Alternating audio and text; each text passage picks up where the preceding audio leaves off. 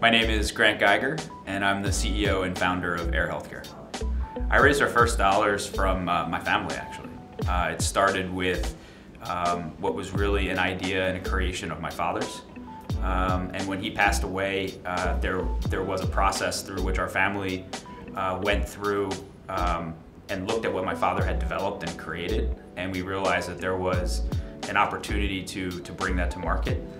And we had a very interesting conversation amongst our family to say, you know, we believe in you and your ability to make this happen. My background's always been in healthcare, and they agreed to and were willing to give me the money to get started. And so I decided to roll the dice and see where it goes. So.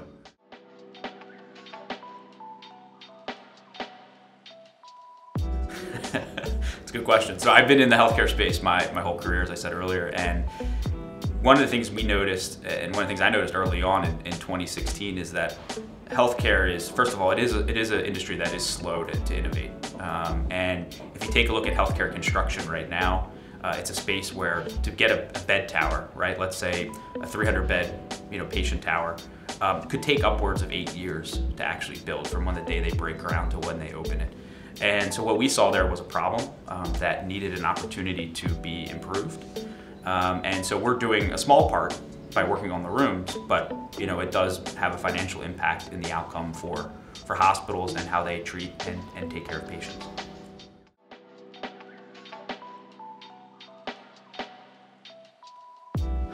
I think that I have to be honest, I didn't initially choose to be in healthcare. I was fortunate enough that when I was in school, I was able to do an internship with Siemens. I continued from that internship into an actual job. And I was graduating coming out of the 2008-2009 recession. It was actually impossible to find a job. And so I was just fortunate to be able to have it. And so I wasn't initially going for healthcare, but as I've gotten into it and I've worked over in the last 10 years, over a decade, there's just so many opportunities for us to improve the experience. The market overall is extremely inefficient. It's the largest driver of GDP in our economy, but if you take a look at the United States, we have actually some of the worst healthcare outcomes in terms of life expectancy and so forth. And so I've become very passionate about trying to find ways to improve those metrics. It's difficult to say that we're changing life expectancy. That's not necessarily our thinking, but it's a small part that we're playing. But my mantra at the end of the day is that I'm always moving forward. So there is a no for me when I'm raising money, a no for me when I'm talking to a client, is just determination for me to continue.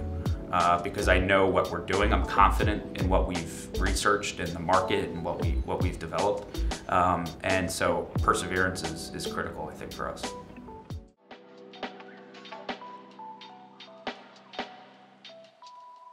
It's a good question. I think the industry, my perspective of the industry is that there are actually quite a lot of people that are interested in being helpful, and there's a lot of people that do have money to provide.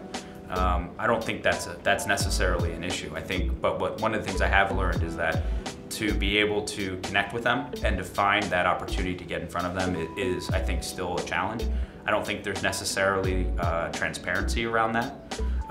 But I think that when you do connect with the right people, they are passionate as well about what they're investing in.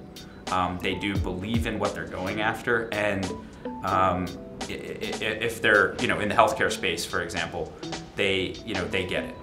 So my job has always been to try to find those types of people, those like-minded folks. But I think the industry is vast. I think it's just the problem that I think that not only I face, but I think others do, is trying to figure out how do you find them. I mean, it's not that they're not out there, but how do you actually get in front of them? And that's always a challenge.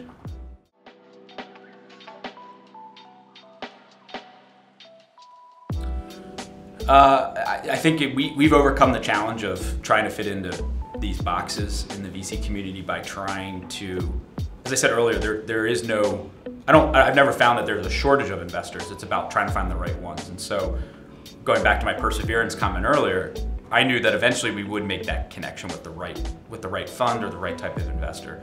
So to give you an example, we talked to a VC early on that is invested in the industrial space and doing, do I need to redo that? No, okay, sorry. In the industrial space, and they couldn't, despite the fact that they're in healthcare and in building technology, they couldn't understand exactly what we were doing, even though our product fit nicely in between both of their divisions of what they did. So what I ended up pivoting to and focusing on were companies and VCs that were interested in health and wellness, and also future, sort of like futurist or future-looking firms. And I realized that's actually where we made a lot of connection. Firms that realize we're not investing in, all VCs say that they're investing for the future, but firms that actually say we're investing in a company where we're not looking for a return now or in the next 5 years, but we're talking about what's happening in 20.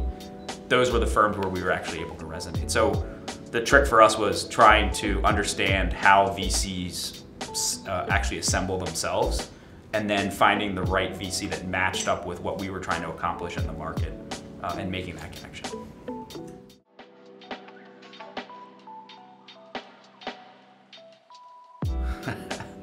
Well, for us, we're looking towards building our first project. We have a project that we're working on now with a major institution that we're really excited about, and we'll have hopefully some more information on that later this year. And so that's short term. That's getting that project up and running, getting it done successfully, and then really in the future, it's about taking this company even further. We develop one product, but what's the next one? And what's our integration, and how do we take it to the next level?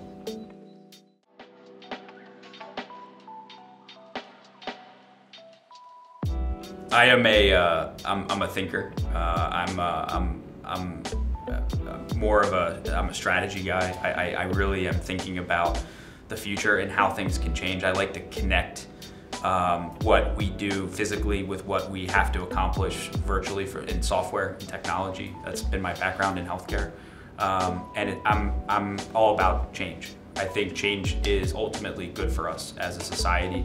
I think change is improving who we can be within the right guidelines, right? I'm not saying that all change is good, but I think that as a society, we can always continuously improve. One of the things I always think about is there was an educator who talked about the buildings that we see today are a reflection of what we were thinking in the past. And the buildings we're trying to put together today, we want them to be what we're thinking of in the future. And I don't think that, that's what we ultimately are trying to accomplish. But if you look at a building today, it's a snapshot of something from 50 years ago. And that's what I'm trying to change and what I'm trying to lead.